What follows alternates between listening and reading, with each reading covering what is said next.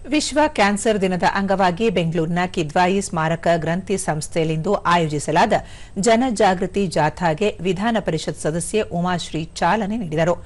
ನಟ ರಮೇಶ್ ಭಟ್ ಮತ್ತು ಸಂಸ್ಥೆಯ ನಿರ್ದೇಶಕ ಡಾ ನವೀನ್ ಟಿ, ಶುಶ್ರೂಷಾ ಪರಿಷತ್ತಿನ ಕುಲಸಚಿವ ಕೆ ಮಲ್ಲು, ಕಿದ್ವಾಯಿ ಸಂಸ್ಥೆಯ ವೈದ್ಯರಾದ ಡಾ ಸುರೇಶ್ ಬಾಬು, ಡಾ ಮಹಾಂತೇಶ್, ಡಾ ವಿಜಯ್, ಡಾ ಅರುಣ್ ಕುಮಾರ್ ಸೇರಿದಂತೆ ನರ್ಸಿಂಗ್ ವಿದ್ಯಾರ್ಥಿಗಳು ಉಪಸ್ಥಿತರಿದ್ದರು.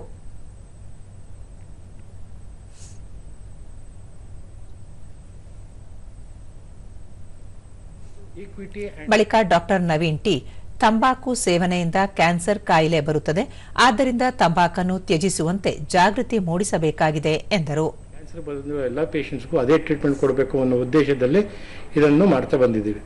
ಇದು ನಮ್ಮ ಕಿದ್ವಾಯಿಲಿ ನಿಮಗೆ ಗೊತ್ತಿರೋ ಹಾಗೆ ಆಲ್ಮೋಸ್ಟ್ ಬರೋ patients 85% of the patients are from the rural population. ಅವ್ರ ಎಲ್ಲ ಪೇಷಂಟ್ಸ್ಗೂ ನಾವು ಇಲ್ಲಿ ABRK ಅಡಿ ಅಂದರೆ ವಾಜಪೇಯಿ ABRK ಸ್ಕೀಮ್ ಇರ್ಬೋದು, SC/ST ಸ್ಕೀಮ್ ಇರೋದು, ನಾನಾ ಥರ ಸ್ಕೀಮ್ಗಳಿವೆ. ಈ ಸ್ಕೀಮ್ಗಳಲ್ಲಿ ನಾವು ಉಚಿತವಾದ ಟ್ರೀಟ್ಮೆಂಟನ್ನು ಕೊಡ್ತಾ ಬಂದಿದ್ದೇವೆ.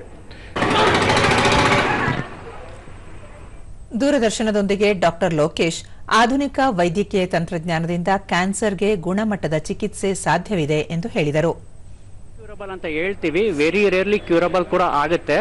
ಅದರಲ್ಲೂ ಈಗ ಹೊಸದಾಗಿ ನಾವು ಇಮ್ಯುನೋಥೆರಪಿ ಬಂದಿದೆ, ಟಾರ್ಗೆಟೆಡ್ ಥೆರಪಿ ಬಂದಿದೆ. ಟಾರ್ಗೆಟೆಡ್ ಥೆರಪಿಯಲ್ಲಿ ತುಂಬ ಅಡ್ವಾನ್ಸಸ್ ಆಗಿ ತುಂಬ ಸ್ಟೇಜ್ 4 ಕ್ಯಾನ್ಸರ್ಸ್ ಕೂಡ ಕೆಲವು ಕ್ಯೂರ್ ಮಾಡಿದ್ದೀವಿ.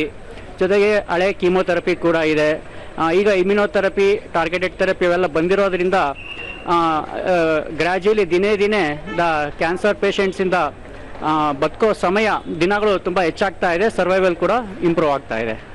ಮತ್ತೆ ವಾಯು, ನೀರು ಆರಂಭಿಕ ಹಂತದಲ್ಲಿ ಕ್ಯಾನ್ಸರ್ ರೋಗವನ್ನು ಪತ್ತೆ ಹಚ್ಚಿದಲ್ಲಿ ಪರಿಣಾಮಕಾರಿ ಚಿಕಿತ್ಸೆಯಿಂದ ಚೇತರಿಕೆ ಕಂಡುಕೊಳ್ಳಲು ಸಾಧ್ಯ ಎಂದು ಹೇಳಿದರು. ಮಾಡರ್ನೈಸೇಷನ್ ಆಗ್ತಾ ಏನಾಗ್ತದೆ, ಪ್ರಿವೆನ್ಷನ್ ತುಂಬಾ ಕಷ್ಟ ಆಗ್ತಿದೆ.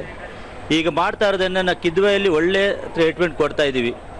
ಅದರಿಂದಾಗಿ ಜನರು ಅತಿ ಅರ್ಲಿ ಸಿಂಪ್ಟಮ್ಸ್ ಇದ್ದಾಗಲೇ ಬಂದು ಕಿದ್ವಾಯಿ ಡಾಕ್ಟರ್ನ ಸಂಪರ್ಕ ಮಾಡಿದ್ರೆ ಟ್ರೀಟ್ಮೆಂಟ್ ತಗೊಂಡ್ರೆ ಗುಣ ಆಗೋ ಸಾಧ್ಯತೆ ಜಾಸ್ತಿ.